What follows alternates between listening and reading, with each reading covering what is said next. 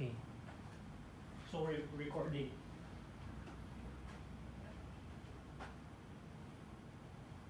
So, good afternoon, everyone. My name is Norman. I'm from the Quality Department. And this afternoon, I'd like to talk about food defense and food safety policy. Okay, so let's start. So we start off with Givaudan's food safety policy. So this is our global food safety policy, wherein we focus on compliance, commitment, communication, competence, and continual improvement. Okay, so the first topic would be food defense. What is food defense? Food defense puts in place measures that reduce food supply from being intentionally contaminated. Human intervention as a source of contamination is very, very difficult to control and difficult to predict. It, various chemicals can be used, other harmful substances, and biological agents. Okay, so why the food supply? Why do they target food supply? The deliberate contamination of food supply could cause public health consequences, widespread public fear, devastating economic impacts, and loss of public confidence in the safety of our food. So it also would disrupt trade and create food insecurity. Okay, so this is the spectrum of food contamination. There are contaminations that are by accident. So that's accidental contamination, like I mentioned, and also intentional contamination. So for intentional contamination, this will be by disgruntled employees in the form of sabotage. And there's another one which is can cause economic adulteration or food fraud. So food fraud is like a tampering of our food for the profit of to profit in this kind of counterfeiting. Like for example, if for Givaudan we focus more on food fraud for our raw material suppliers. So if we are able to analyze the raw material and find that there's something wrong with it, we will conduct an investigation.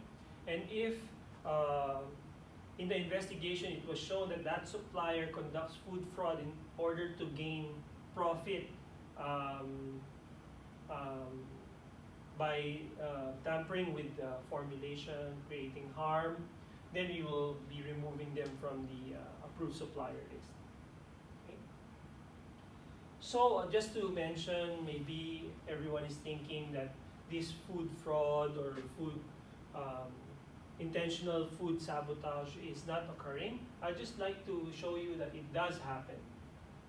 So in Beijing, the food poisoning of 203 patients in the northeast of China was an intentional act, the police said. So these are the various news agency which has shown us that this kind of crime which endangers people really do occur.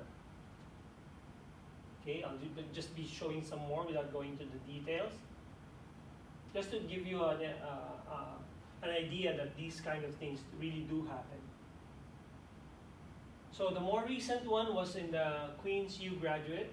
The graduate student actually admits poisoning fellow researchers. So as you can see, this is really possible and it's a danger for us. And we have identified the risks related to this. Okay, so another proof that it could happen in one of our cases in Vietnam, from Vietnam, our customer from Vietnam actually found a syringe inside one of our products. So this is an actual case that happened. Okay, so to mitigate this, we have an employees first initiative. So the employees first initiative actually is to educate frontline employees, the very reason why I'm here talking to you about this, so that you can know the risk of intentional food contamination and the actions you can take to identify and reduce these risks. So we have to follow our company's food defense planning procedures, inspect your work area and surrounding areas, recognize anything out of the ordinary, secure all ingredient supplies and finished products. Tell management if you notice anything unusual or suspicious. Okay, so what do you have to look out for? So in food defense, we have to look out for people or other people taking notes, drawings, photos, or videos of your business, especially those who are unauthorized or you do not know. You have the right to question them, or if you are hesitant, you can report to your supervisor or manager. Okay? So, we have to be also mindful of people who are trying to gain information in person, by phone, or by email about our business operations, specifically about security measures and personnel. Never disclose the locations of our CCTV cameras. So persons attempting to gain access to restricted or unauthorized areas, so it's very important, our warehouse, production, your areas are those restricted areas which would only be accessible to us who are authorized to enter those areas. So theft of employee uniforms, badges, and packaging labels, those are the things that we have to also keep an eye on. If you are losing a pair of your uniform, you have to report it right away. Employees changing working behavior or working irregular hours, and unattended items. Okay, so employees are the first line of defense. So you are the eyes and ears inside the manufacturing area, be it production or for warehouse personnel, the warehouse. So improved awareness can prevent businesses from being used in illicit or terrorist activities. Be aware. Your efforts make the difference. If you see something, say something to the about the suspicious activity. So this is like reporting. Like if you are working in the compounding area, if you see something funny, something unusual, you can report to supervisor or manager. Okay, so the important component of food defense is our traceability of records. So it's very important that when we fill up our forms, it has to be done correctly and accurately. Okay, food defense includes securing the ground and facilities. The very reason why we have fencing is for food defense, as well as our CCTV cameras. The presence of our security also reinforces this. Okay, so like I mentioned, building security must include security of the exterior, bulk product storage areas, bulk receiving lines, air handling systems, and water supply. Identification and control of visitor and contractor is essential. So if you see somebody who was able to go inside the production area or warehouse without any badge, you can again question them, or you can report them to your manager or supervisor. Okay, so physical security, observe incoming and outgoing vehicles. Restricted entry, restrict access to food handling and storage areas and locker rooms. Ensure there is a valid reason for the visit. So food defense at the warehouse and shipping. Secure access points to the warehouse. Ensure truck seals are intact where applicable. During sampling, properly label, properly seal after sampling. Initial and dated. Check for tamper evidence on raw material and finished goods. Monitor self-service areas for evidence of tampering. Check intactness of tamper seals prior to the shipment. Okay, so for food defense in the production area, secure access points to the production. Ensure loose raw materials are properly sealed after weighing. Ensure proper management of rejected, reworked ingredients in the production area. And also this is included in our traceability. Avoid reuse of containers unless properly labeled and controlled. Check tamper evidence seal during packing process. Secure cleaning chemicals. That's why during our MFSI, we also strongly make sure that the chemicals are stored properly. If you have designated chemicals to be used on site, it has to be in a designated area, okay, and properly labeled.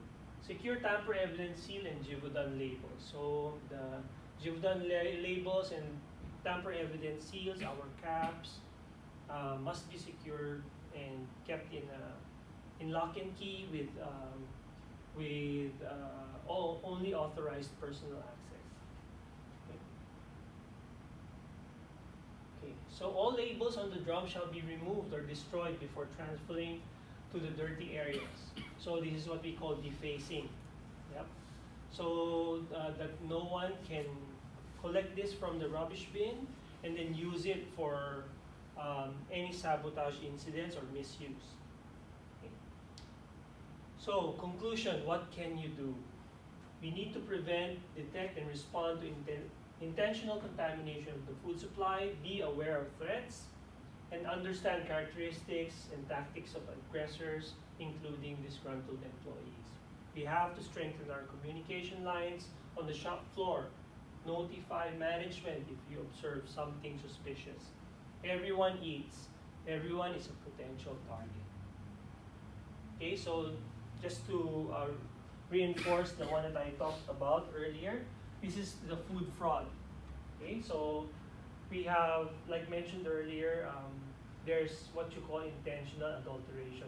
That's where the food fraud is classified, as well as the food defense. Okay, so for sabotage, ideologically driven motivation is harm. So the purpose is to harm our customers. But for food fraud, it's economically driven. So the motivation is gain or to profit in the wrong way. Yeah.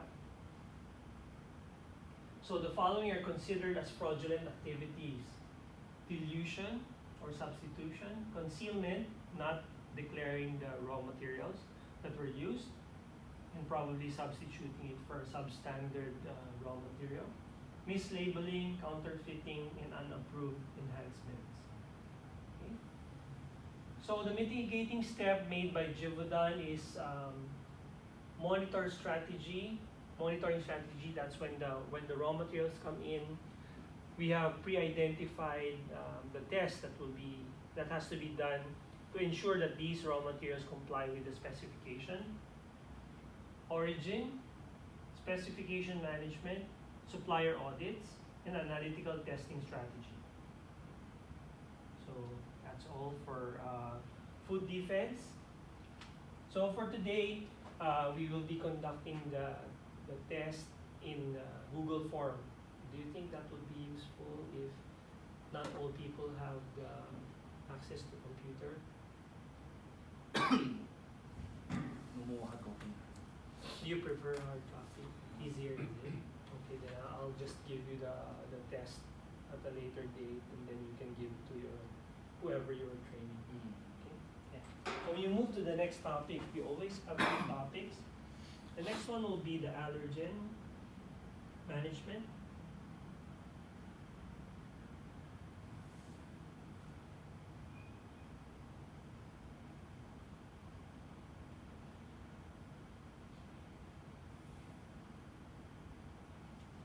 Okay, so we have allergen control program.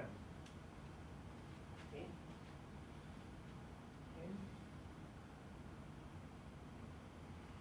So what is an adverse food reaction? An adverse food reaction is an abnormal reaction to a food or food components and other ingredients, whether caused by an allergic reaction or non-allergic reaction or intolerance.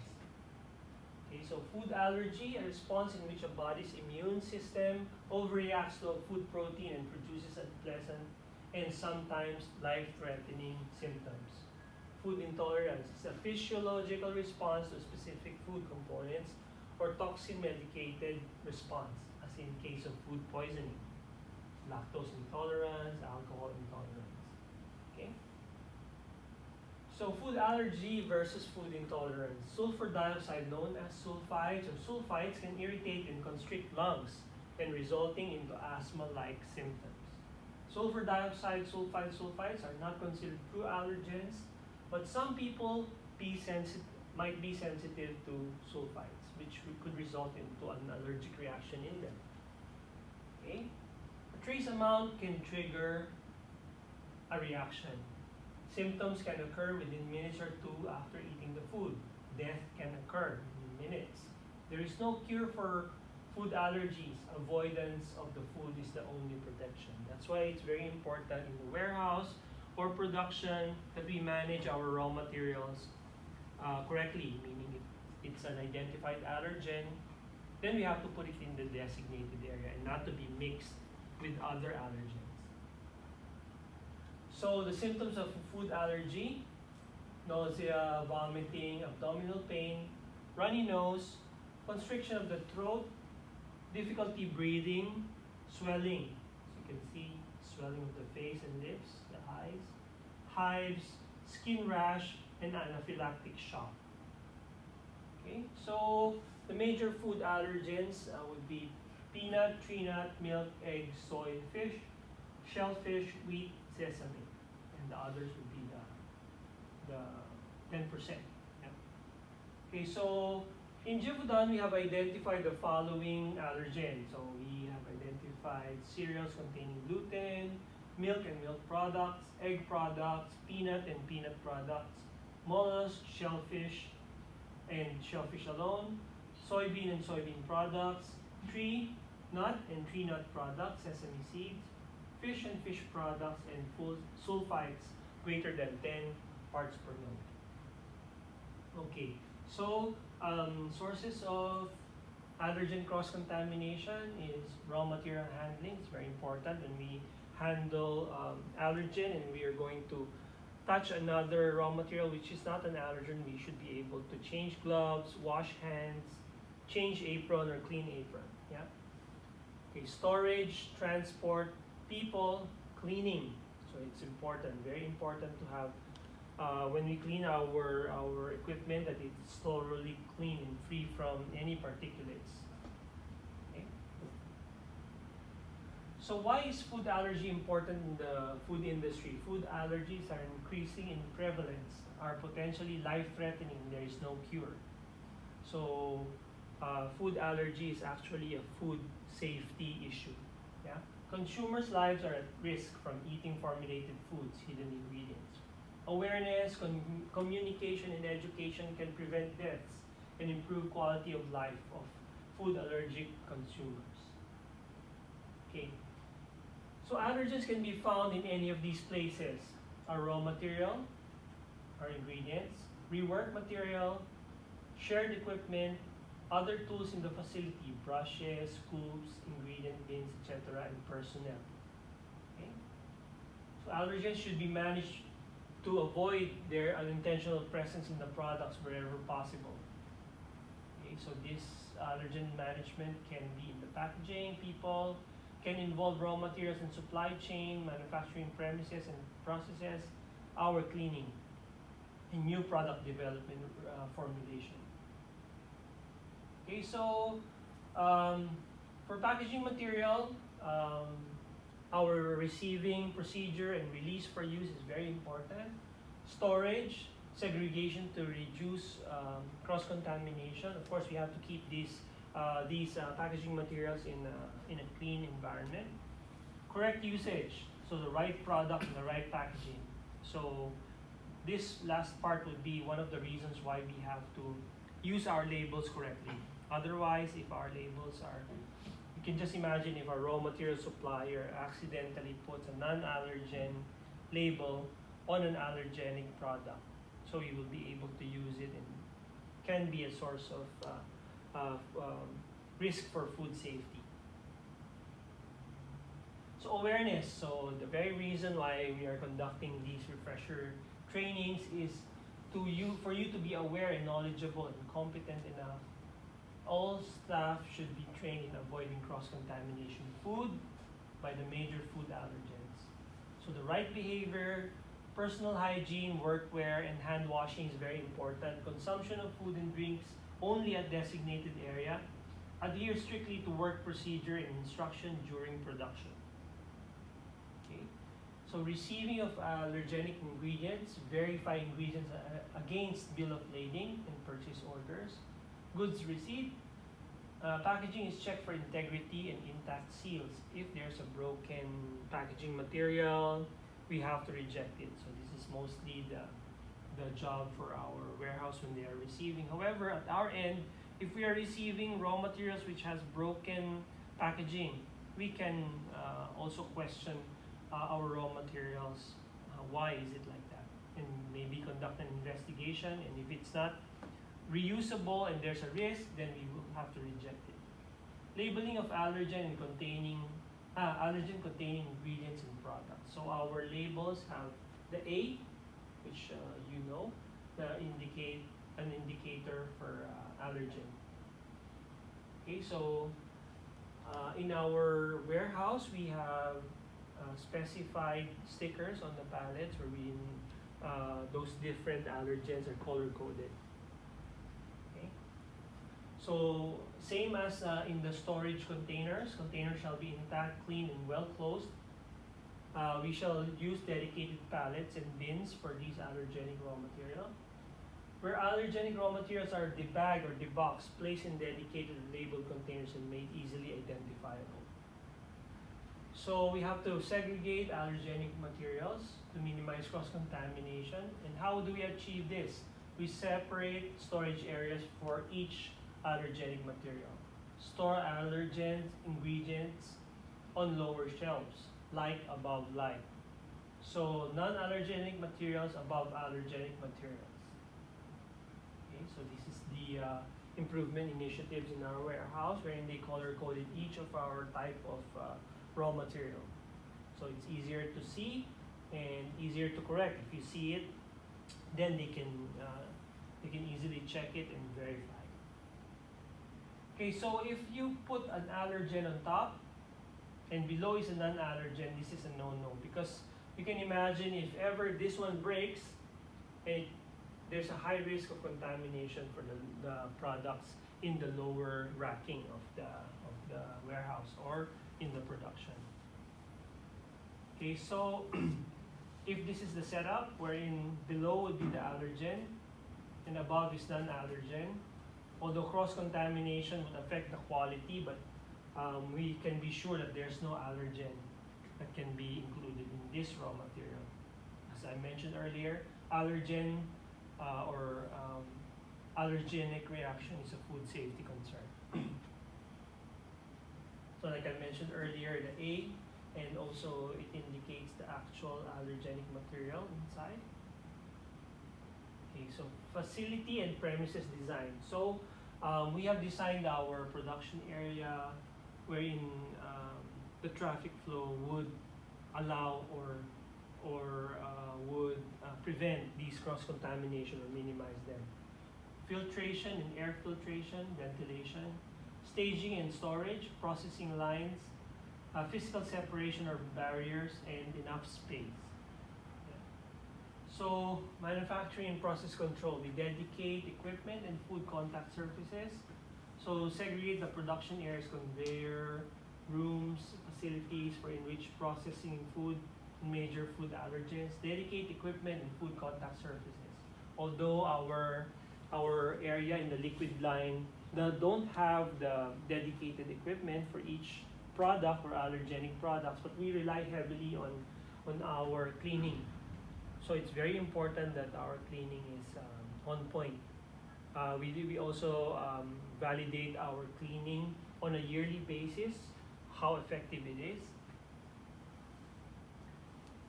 So part of allergen management will be production scheduling, dedicate production systems if possible, longer run times and minimize changeover, produce allergen containing products at the end of the production sequence. Where possible, control each allergen separately from other allergens. Allow for thorough clean out between runs. Okay, so in the production, containers with products, raw materials must be covered when left unattended. Use gloves when handling allergen. Dispose after each use. Check all equipment, utensils prior to use, visually and sensory. Cleaning validation. Like I mentioned earlier, we do this on a yearly basis. So for cleaning, immediate cleaning of any spillages. Thorough cleaning of production line and equipment after each production. Make sure no cross-contamination to the next production batch. Clean the equipment, utensils by following the correct SOP, dedicate equipment that is difficult to clean. So also important would be using the appropriate equipment, like for dry cleaning. This one is more for our Jerome or powder blends. Dedicate brushes. We have color coded our brushes between the non-food contact surface, which is red, and blue for food contact surfaces.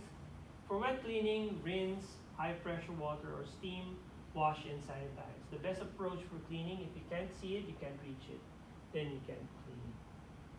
Okay, so part of the important aspect of cleaning would be the equipment design. It should be allowable for effective cleaning. Easy and quick disassembly of parts, and smooth surfaces, no welds and no dead ends. So for rework, we have to clearly label, use same ingredients or formulation in the reworked products, or like against like, yeah? Ensure that shared equipment are adequately clean, document rework to allow for proper identification and traceability. So that's all for now.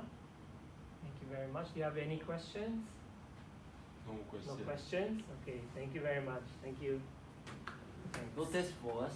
No, I will give you separately na, Okay, can. because I was recording. For your for own